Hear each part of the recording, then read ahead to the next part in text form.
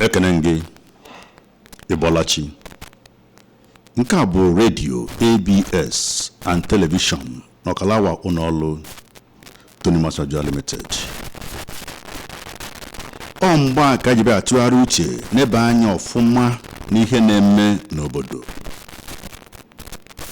Site n'obi ọma Unolu Tonimas ka anyị je wetara gị.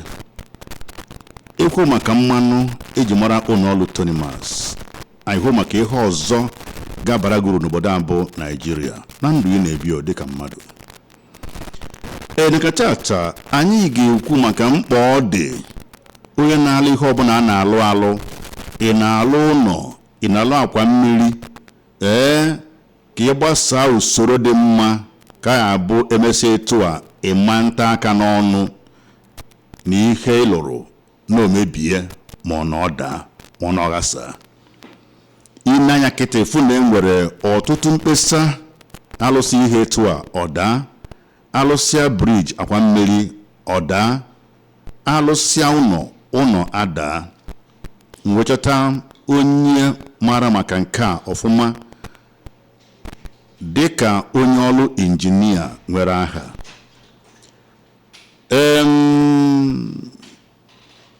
Onye ahụ bụ injinia Collins Oputa, chairman ndị ọrụ injinia na alaka nke Ọnịcha. Ka na-ekwu nkọwa nke a, onye nwere aha n'ọrụ injinia ọzọ, injinia Victor Meju, Rotarian Engineer Victor Meju bakwutere anyị n'oge dịka oge a ka anyị wee kapịa anyị ọnụ mara ka esi gaa akwọ onye ụkwụwalụ, onye nwere awọ tọcha anya afọ, inwe nkapị kapịa anyị ọnụ. Ihe anyị na-ekwu maka ya na redio n'ụtụtụ a n'Ọkalawa Unolu Tonimas.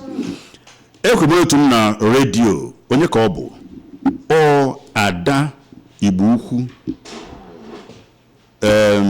Jasmine Ebonam Uchechukwu a na-etu oge ebe n'aja ogobe n'aja ọghọlụ ikwikwii ọghọlụ egbe maka ugo na ebe n'elu osisi ọ dị ebe n'aja.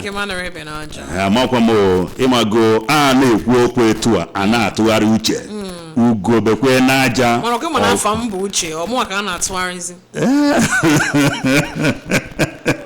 Ọ dị mma ka anyị je weta ozi n'aka Unolu Tonimas gerozi a. We then salute our customers for their patronage. Thank you for believing in us. Tonimas Group of Companies, the company where you trust for material and service, they say thank you to every customer for Nigeria and beyond. As we buy our better products and services, we get Tonimas engine oil, Tonimas water, Tonimas aluminum profile, insurance brokerage, and Tonimas haulage where they carry load. And let the sweet us as soon as they come to White Castle Hotel, where enjoyment today in Yafo, and you go rest cool with the Tankuna, Daluno, Tonimas Group of Companies. Thank you for believing in us. Odumma anyechi ya azụ ka nsigwaghi na enwe mu engineer Sir Rotarian Victor Meju,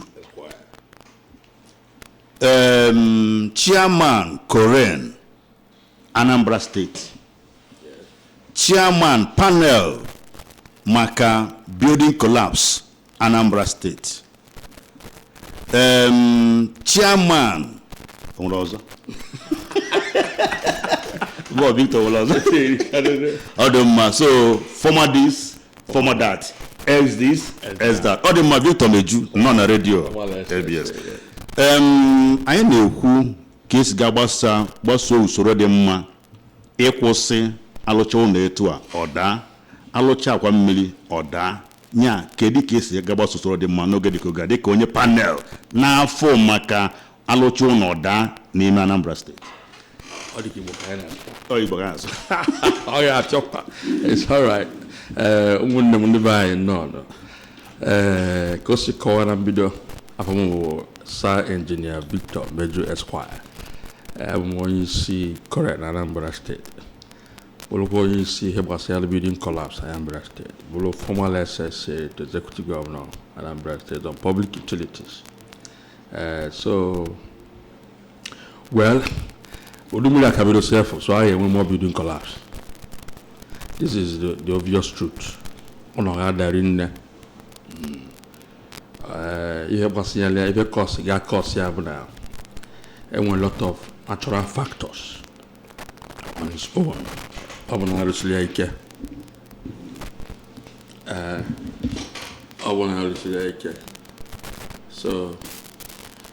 So can you malo that now such inevitable factor, very inevitable, will occur. And the reasons bona and the okosebo olofa earlier. The okosebo olofa earlier had been shy away or have not been put into consideration. Now by Anambra Okika on abo yebasi aloluno person engineer, not just an engineer, but engineer gola kwokwo engineer gola kwokwo parcel training makana the current act says you must be trained for 4 years tutelage, not just Iputan University solo well back. So you go to university up to yes, yeah, I go to university. But I'll give you the new roadmap for current now. Okay. Because we're changing the entire initiative. Okay.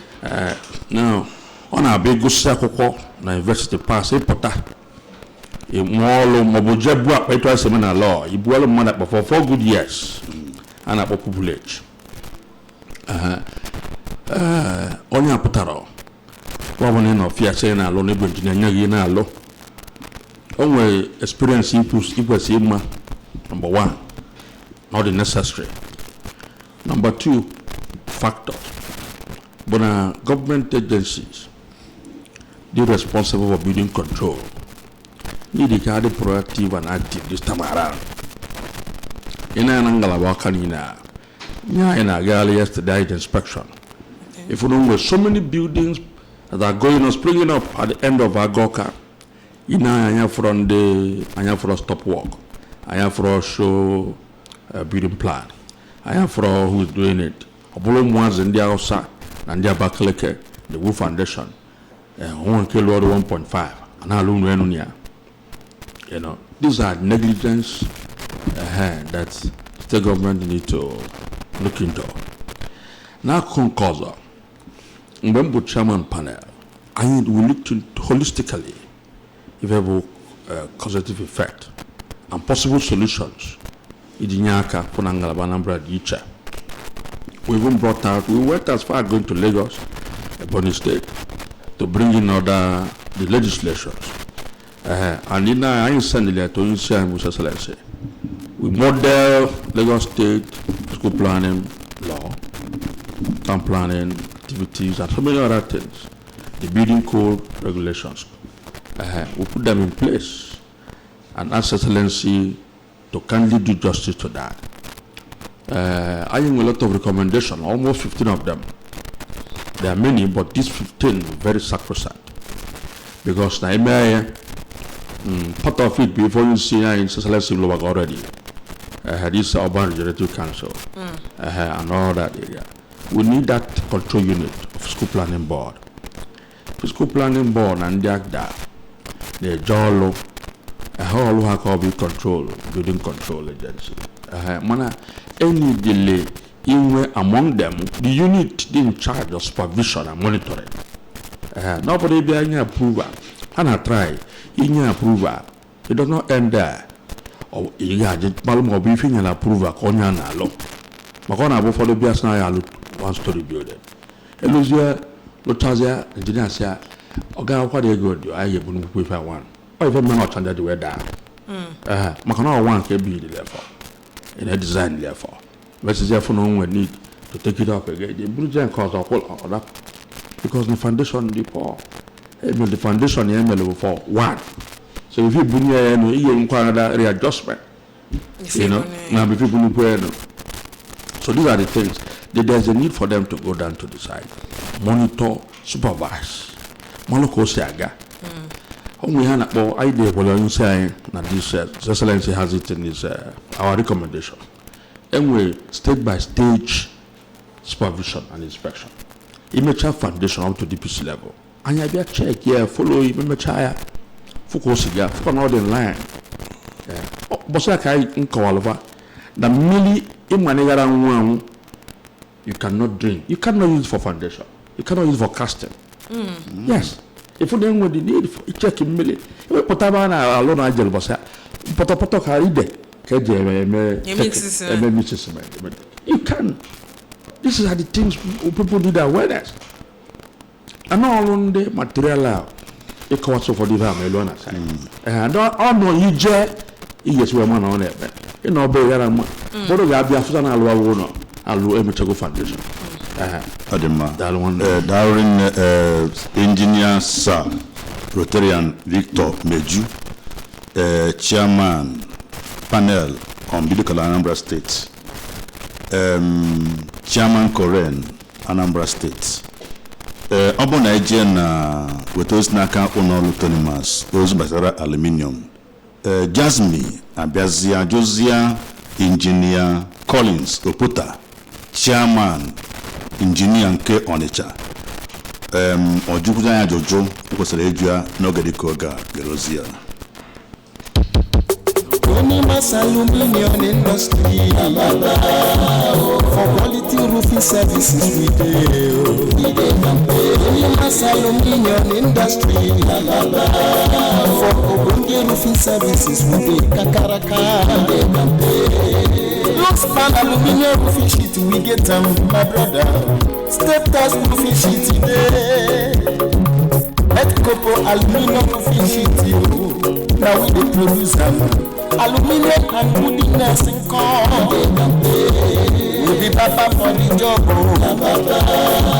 Stone coated roof tiles, we get them all. Bond we get, Milan we get. Shigo and etc. Tonimas Aluminium Industry now the answer. We sabi the work. Tonimas Aluminium Industry, day 4 kilometer 2, Neni Nimo Road, Umuri, Neni. Tonimas Aluminium Industry, now the A to Z for all aluminium products. I can okwa no karawo no Tonimas signing bayanya ni basar building collapse. Same and I have different stories every day as regards to building collapse in Nigeria, most especially in Anambra State. I was saying I ne banyanya. Can be no Engineer Collins. Only penalties and keep in place to punish, offenders or they use below quality products and materials na building. Okay, Dalorin Kambidogodu na yes, and were penalties. First of all, anything construction. Like he said, licensed professionals, not just registered professional, licensed, just like you renew your license for your vehicle, or a lawyer has his practicing license for the year renewed, or a medical practitioner renewed their.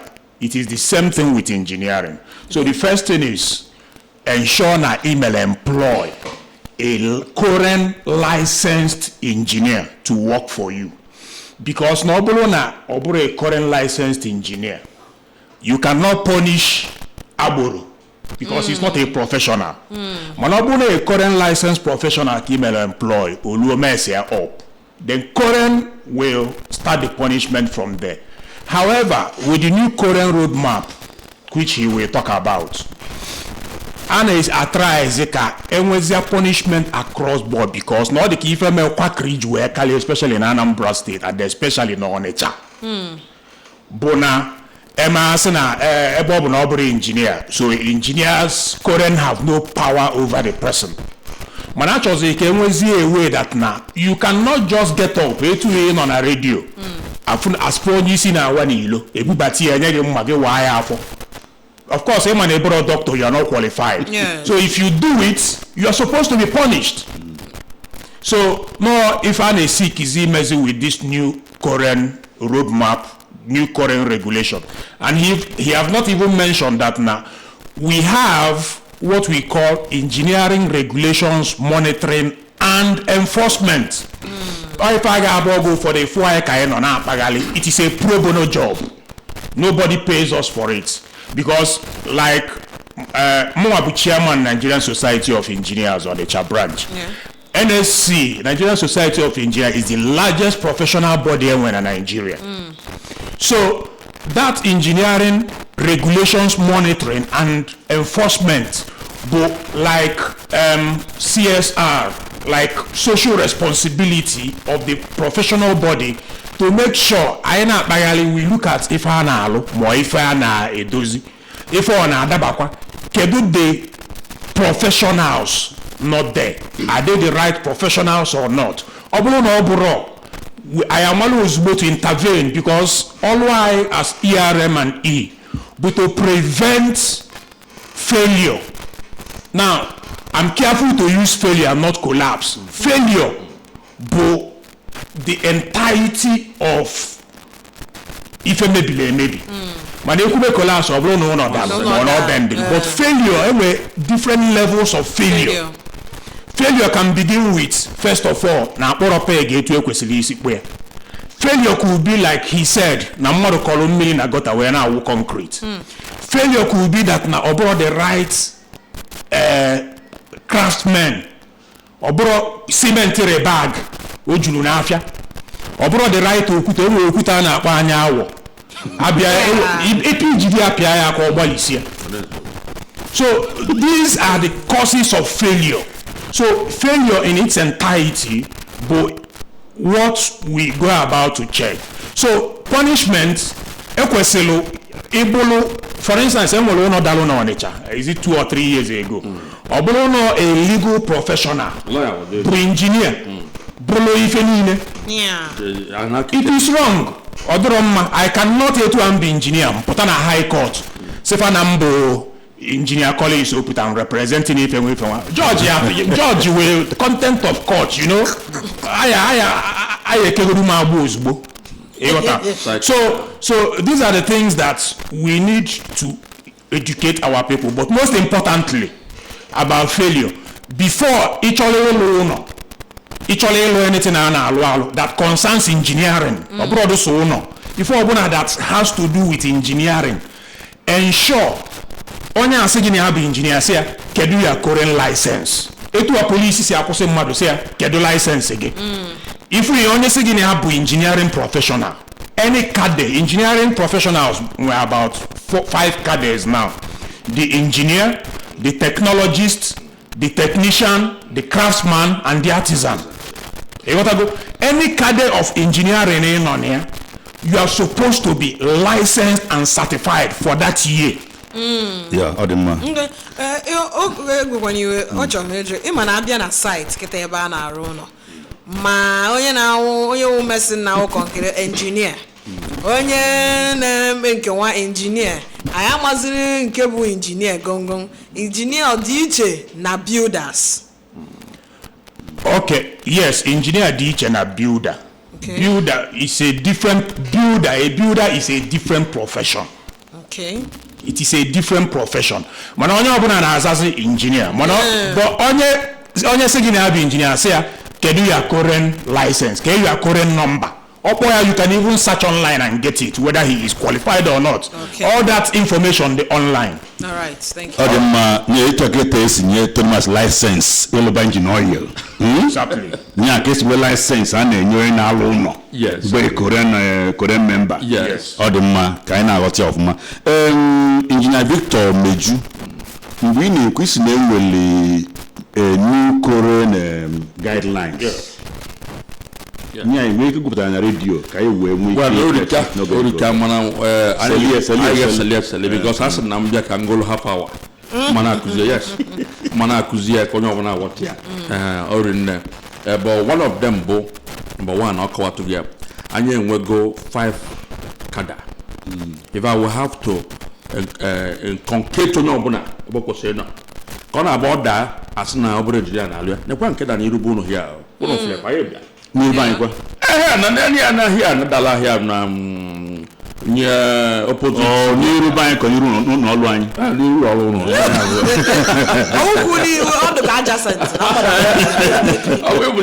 onye na-alụ ya na bụ architect no single engineer of that ọ jọgbuo onwe ya ụdị ife a ekele ọlụ eke an architect bụ ose ife kwesịrị ise ọlụ ya bụ ịma na windo kwesịrị ya n'ọdụ ya na dọg adị ya n'ọdụ ya ọ pụọ na site ịghọtago ọ dịkọta ọbịa malụ ma ọ bụ ife eselu ka a na-alụ ịghọtago a builder takes over na-alụ na-etie block ọlụ ya bụ na-edo the block na addition ọ dị align and block engineer comes in and put the structure ọ ya ji ụlọ ịghọtago audition ọ dara na ife ekwubu na o nwere be ha na ọbẹ dị ma ọbẹ ọ resolve all the motions ịghọtago ekele ọlụ eke then anyị abịazịa bụ ndị korean ndị na-alụ ọrụ dị a ma artisans ga plaster ma technicians ma electricians these are engineers onye ga-alụ ga-awa ya rapụ ya bụ electrical engineer which anyị nwa bụ you follow the design ma onye ga-alụ sọ ka wee ma plumber you follow the mechanical engineer design mana abịazi achọ